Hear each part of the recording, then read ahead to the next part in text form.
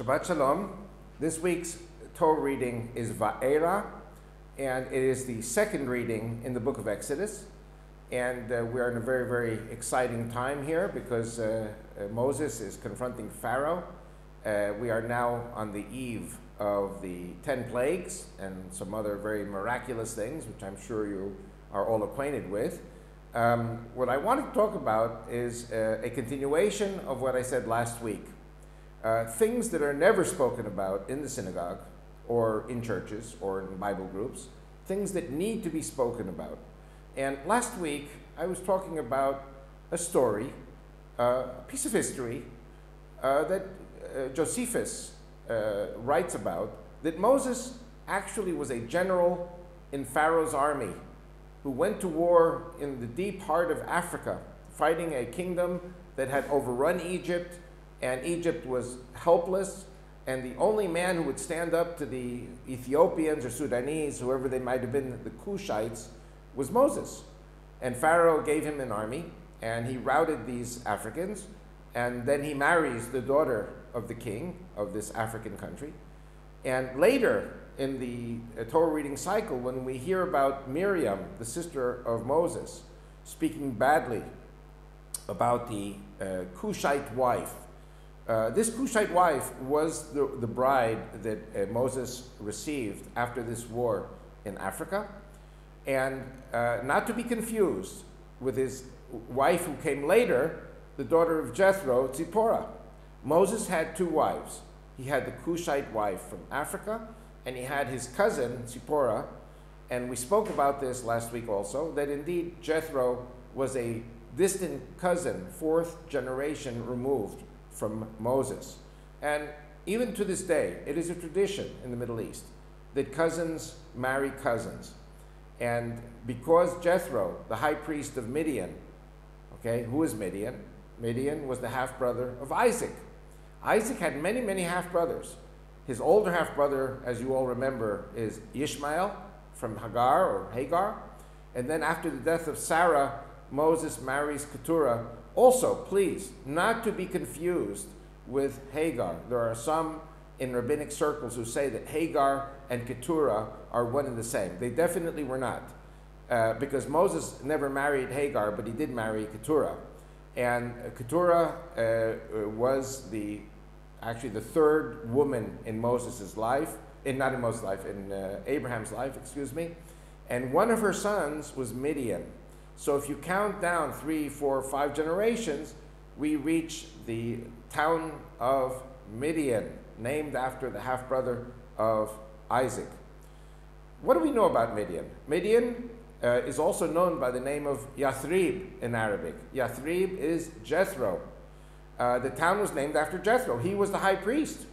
And what we see, indeed, is that Moses, now there are a number of stories here. There's a story from Josephus. There is a story from the Midrash. Midrash is Jewish stories connected deeply with the Torah reading, but filling in the blank spaces. The specific name of the book is Yalkut Shimoni, and I have translated the first English language translation of Yalkut Shimoni in this yellow book, Return to Mecca. The Yalkut Shimoni has a slightly different variation of the story about Moses in Africa, and that is indeed something you'll need to read. It doesn't say there he married a daughter of a king. He married the widow of the African king, according to the Yalkut Shimoni. But the story is very parallel, and we have other things I wanted to get to which are very important, not only from the first reading of Shmot, but of the second reading as well. So indeed, Moses has the king's education, the Pharaoh's education. He is prepared even to be Pharaoh of Egypt at some stage. He goes to war in Africa. I believe Egypt was the greatest country in those days in the world. And so he definitely knew who was across the pond being the Red Sea, and it was indeed his cousin, Midian. You have to remember that Jethro, Midian, were only 3, 4, 5 generations removed. It's very hard to know exactly because we don't have the generations of Midian, the genealogy of Midian. But we know that Moses, at some stage after the death of the Egyptian taskmaster, he goes to Midian. He goes, meets Jethro, marries one of the daughters with Jethro, Zipporah, and he has 2 sons with that daughter, with his cousin. So this is something which I filled in my book, which is not really very much talked about. It is also in the book of Jasher, or in Hebrew, Sefer HaYashar. There is a 3rd reading there regarding Moses' adventures in Africa. Moses knew the geography of Africa. Moses knew the geography of the Middle East. He knew the geography of Arabia of those times. And so Moses is indeed very, very well trained in geography, and he knew where to flee to after he killed the Egyptian taskmaster. So Moses, as you all know, becomes the understudy to Jethro, who is the high priest of Midian. He's there tending the flocks of Jethro in the mountains, and he finds the burning bush. And there, at the burning bush, God commands him to go back to Egypt at age 80 and deliver the children of Israel out of their bondage, out of their slavery. And Moses appears in this reading to be a stutterer, a man with an inferiority complex, a man who was afraid to confront Pharaoh, didn't know how to speak to Pharaoh. And God says, no, you're going to confront Pharaoh. You're going to do a number of miracles with the stick, the rod, which became a serpent, then with the leprosy from his hand.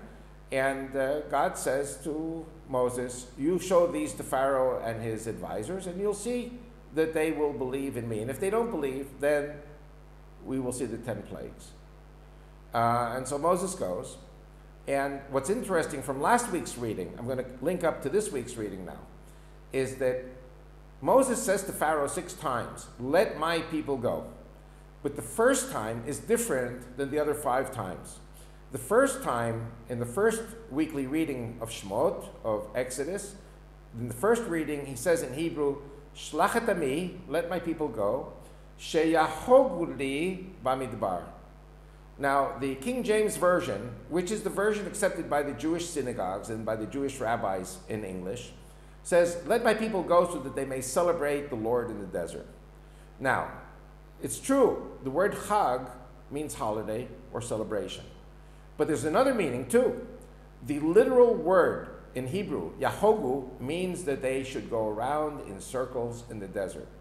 What does it mean to go around in circles in the desert? To know that, you have to understand Islam. In Islam today, there is a tradition that goes back 4,000 years to the pre-Islamic pagan days, in which they would go around in circles around the black stone, the Kaaba. Now, according to the history in Arabia, nobody knows who put that black stone in what is today the city of Mecca. There was no city of Mecca before. Mecca is a relatively new city. What you had was the city of Medina, or Yathrib, Jethro, and then you had a few days' march to the south, a few hundred kilometers, you had another place where the black stone was. Some people say it was a UFO. Some people say that God put it there personally. In Islamic tradition, they say that Abraham and Ishmael actually built the Kaaba. But if Jethro was the high priest of Midian, he was the high priest of that black stone. And the pilgrimage to the black stone is known as the Hajj, H-A-J. In Egyptian Arabic, it's H-A-G, the Hajj. And in Hebrew, Hag, which is also the same word, like no way, Jose, Hag means a holiday, but Hag in Hebrew also means to go around in circles. So I say that, and I'm not criticizing the rabbis, all I'm saying is that to understand the Torah well, you also have to understand different religions and different systems, especially the systems that were in place 4,000, 3,000 years ago. And 3,000, 4,000 years ago, that stone was there, that cubic black stone. And that cubic black stone had a pagan tradition in which people would go around in circles around it. And so Moses says in Shemot, let my people go, so that they may go around in circles in the desert. And then in this week's reading, Va'era, and Moses says 5 more times to Pharaoh during the plagues. He says, let my people go so that they may serve the Lord in the desert. She'avduni bamidbar. Yavduni Bamidbar has one meaning. They should serve the Lord in the desert.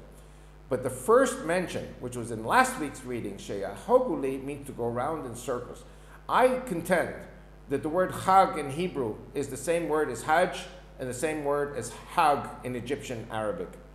I believe that the Islamic faith, religion, or whatever you want to call it, took its traditions from the pagans when Muhammad conquered Arabia in around 622. This is a very key message from last week's reading. Again, in this week's reading, we see 5 more times, let my people go. And this is interspersed between the different plagues that took place by God at that time. And we are now in our next week reading of Bo, we're going to talk about the word Ot, O-T. O-T is a sign. God gave signs to Moses. Moses gave signs to the Pharaoh and to his advisors. And then Moses gave signs to the elders of Israel and to the simple people of Israel. Shabbat Shalom.